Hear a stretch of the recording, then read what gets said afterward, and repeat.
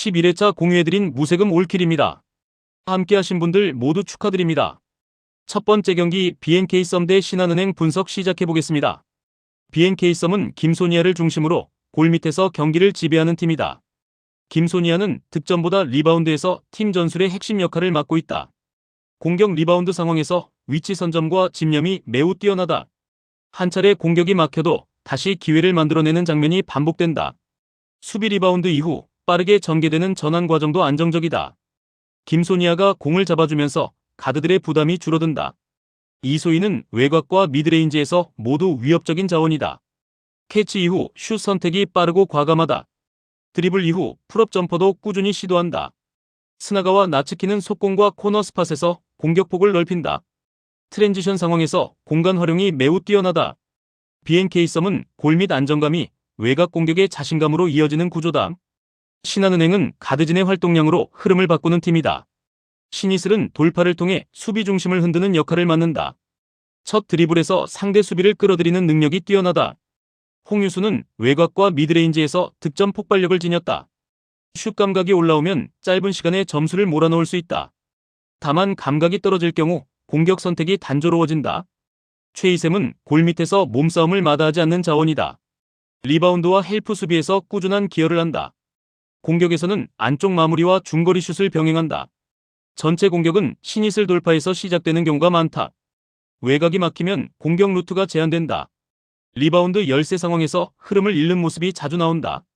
경기 흐름의 중심은 리바운드 싸움이다. BNK썸은 골 밑에서 꾸준히 우위를 만들 수 있다. 신한은행은 외곽 성공률에 따라 경기 내용이 크게 달라진다.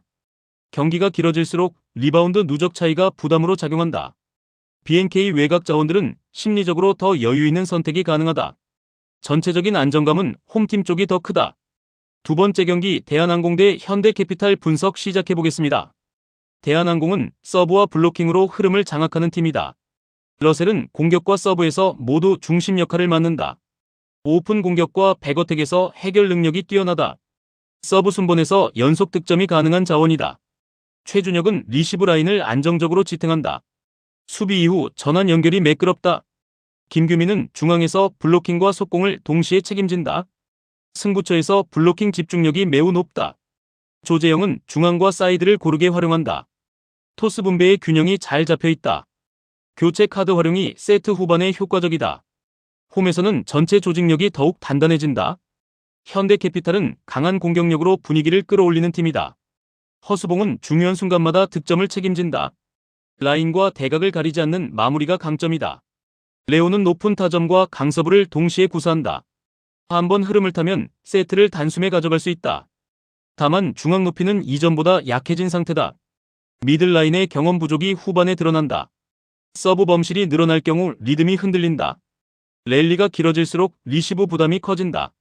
공격 의존도가 높아질수록 선택폭이 줄어든다. 초반 기세가 꺾일 경우 회복이 쉽지 않다.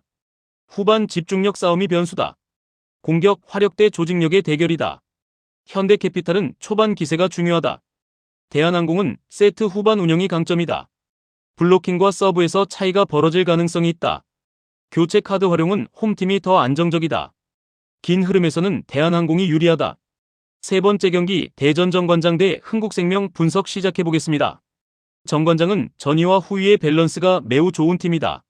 자네테는 라이트에서 확실한 결정력을 보여준다. 하이볼 상황에서도 득점을 만들어낸다. 상대 블로커의 시선을 한쪽으로 끌어당긴다. 인쿠시는 사이드에서 빠른 스윙을 구사한다. 서브에서도 상대 리시브를 흔든다. 박혜민은 공격과 리시브를 동시에 책임진다. 후위 공격 가담으로 수비 간격을 넓힌다. 정호영은 중앙에서 속공과 블로킹을 담당한다. 중앙 장악력이 경기 흐름에 큰 영향을 준다. 공격 루트가 다양하다. 홈에서는 서브 집중도가 더 높아진다. 흥국생명은 레베카 중심의 공격 구조다. 레베카는 하이볼 처리 능력이 뛰어나다. 강한 스윙으로 랠리를 마무리한다. 서브에서도 상대를 압박할 수 있다. 이다현은 중앙에서 꾸준한 득점을 만든다. 속공 활용이 가능한 자원이다. 다만 공격 비중이 한쪽으로 쏠리는 경향이 있다. 레프트 자원들의 부담이 커진다. 리시브가 흔들리면 공격 선택이 단조로워진다. 정윤주는 체력 부담이 커지는 구간이 있다. 후반 범실이 늘어나는 패턴이 반복된다. 전체 흐름 유지가 관건이다. 전술 다양성에서는 정관장이 앞선다. 흥국생명은 레베카 의존도가 높다.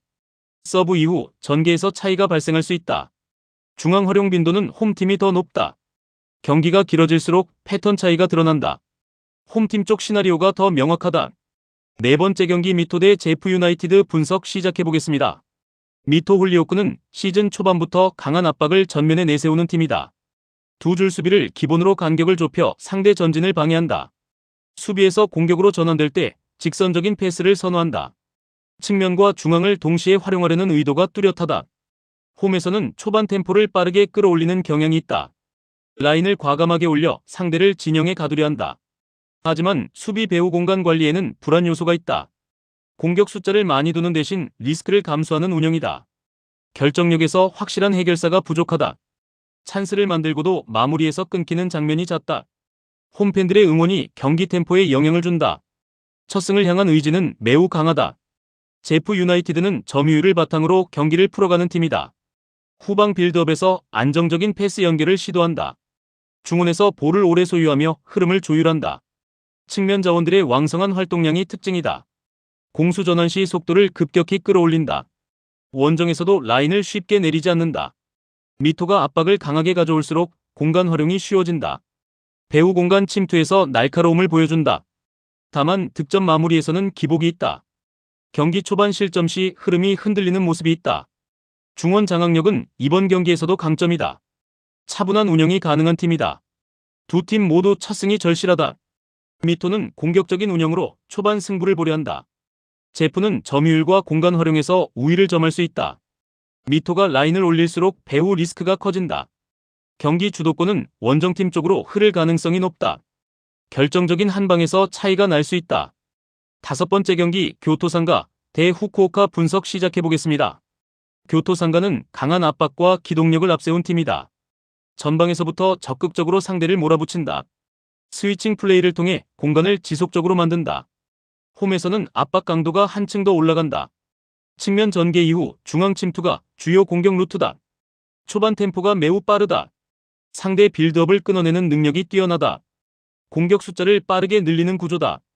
다만 과감한 전진으로 수비 뒷공간이 생긴다. 리드를 잡았을 때 운영은 아직 불안하다.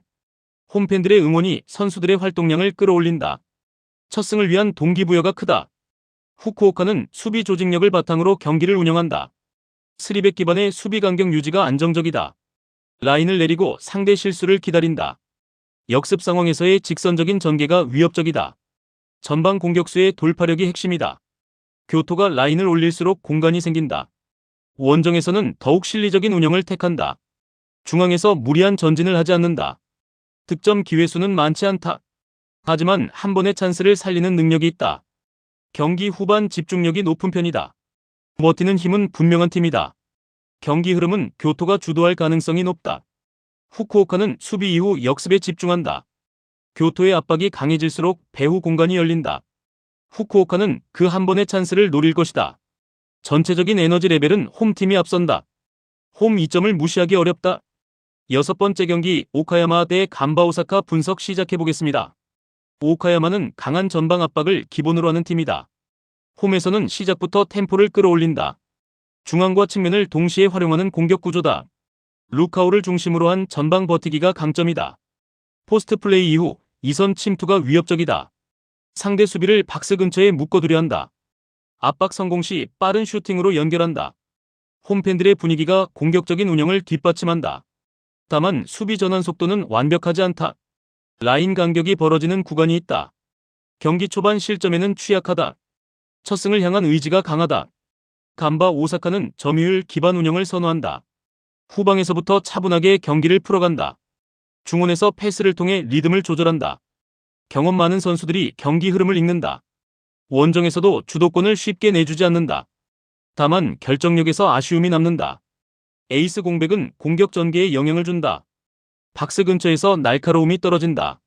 수비 조직력은 비교적 안정적이다. 오카야마의 압박을 어느 정도 흡수할 수 있다. 경기 후반 운영 능력은 여전히 강점이다. 무리하지 않는 경기 운영을 택할 가능성이 높다. 양팀 모두 첫 승이 절실하다. 오카야마는 홈에서 강한 압박을 시도한다. 간반은 점유율과 경험으로 맞선다. 결정력 부족이 승부를 가를 변수다. 서로 쉽게 무너지지 않는 흐름이 예상된다. 팽팽한 경기 양상이 유력하다.